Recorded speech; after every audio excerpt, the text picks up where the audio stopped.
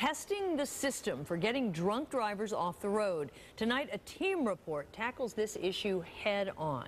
While all our experts agree those under the influence shouldn't drive, Channel 9 stories over the past few months have questioned the systems in place to test suspects. The I-Team's Agit Lamore, anchor Lance Berry are here now with new information on two tests commonly used in OVI traffic stops. First, you'll hear from the government agency that developed the tests responding to our questions, and from the guy who literally wrote the book on Ohio law for driving under the influence. Then I'm going to tell you what the state of Ohio is now saying about the validity of the Intoxilizer 8000. And you're also going to be hearing from a critic who's accusing the state of a cover-up.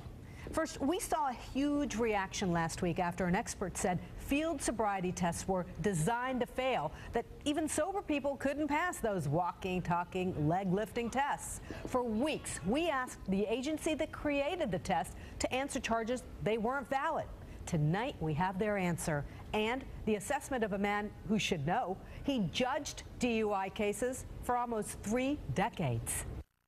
We're back to where we always were. It's an opinion. Judge Mark Painter spent 27 years on the municipal bench, then Court of Appeals, watching thousands of dash cam videos like these. And just like this, with your right foot in front of your left. The tests we've all come to recognize as a police standard for more than 30 years. Now, some experts say the tests deserve an F. I would never recommend anyone take the field sobriety test. It's designed to fail. Retired Clemson professor Dr. Spurgeon Cole says his lab test showed police officers were wrong 46% of the time using the tests. He and other critics told the I-Team it's easy for sober people to fail. This is not a natural position for human beings. The reason we have our legs side by side is to maintain balance so that we don't fall over. Police and prosecutors defended the tests.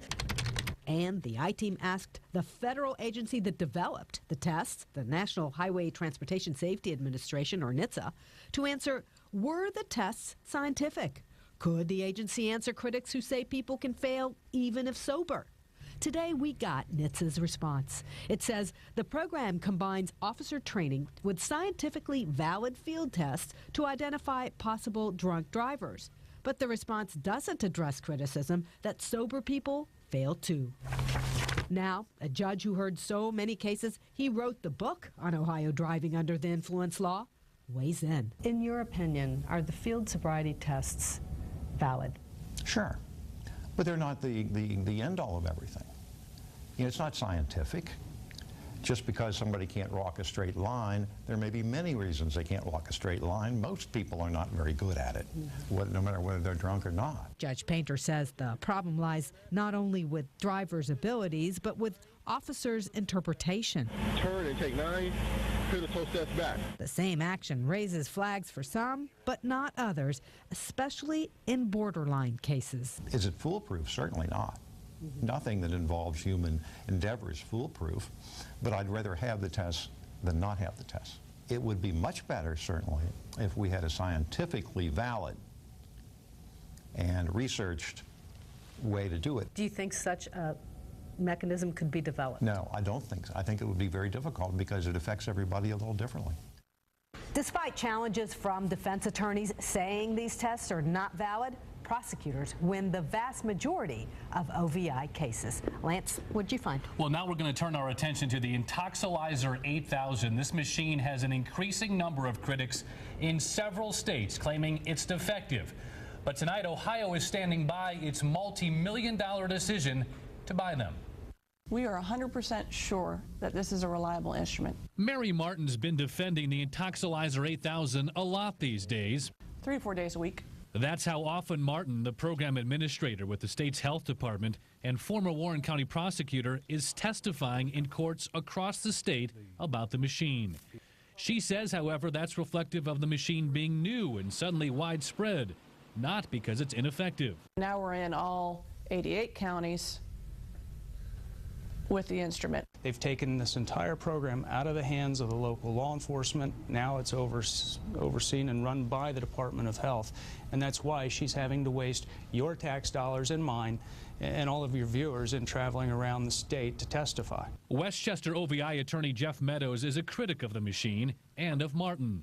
We first introduced you to him and his concerns over the 8,000 last November. I went to the state's laboratory located in Reynoldsburg last week, used the 8,000 myself, and saw no noticeable issues. Blow until you can't blow anymore. Okay. You can stop anytime. You tested zeros. Good job. I would hope. But despite his continued concerns over the machine's effectiveness, Meadows is now serving up yet another sobering thought, that Ohio is covering up the machine's issues online in a state-run database supplied by drivers' data taken from 8,000s statewide. All of this information has been redacted. For what purpose? I'll let everyone draw their own conclusion. Cases that Meadows says are now harder to defend without that information, meaning innocent people could be convicted. We took those concerns to Martin. We put some of that information up on the website. We don't put all of it. We can't put all of it. Some of it is your date of birth, your social security number, things that we can't post. But if you take a closer look at the data on these health department test reports supplied by Meadows, you see it's technical data that's missing, including vital test information, like how many times the machine was blown into and how the 8,000 is calibrated. Martin clarified her statement to us later in an email, admitting technical data was stricken as well. The reason? Quote, to prevent further confusion and misrepresentation of what the data and labels meant. Do you think this is going away anytime soon? No, the state's not going to admit to a $7 million initial error. You'd have to be a fool not to realize that there's a problem. Now, after not hearing from the manufacturer of the Intoxilizer 8000, CMI Incorporated, for several months since that initial report aired, we did just hear from them this week, and we're looking forward to sitting down with them for an interview in the days ahead. Looking forward to that, definitely. Well, you can find more documents, videos, and information on both of our stories on WCPO.com. Back to you. All right. Hope you enjoy.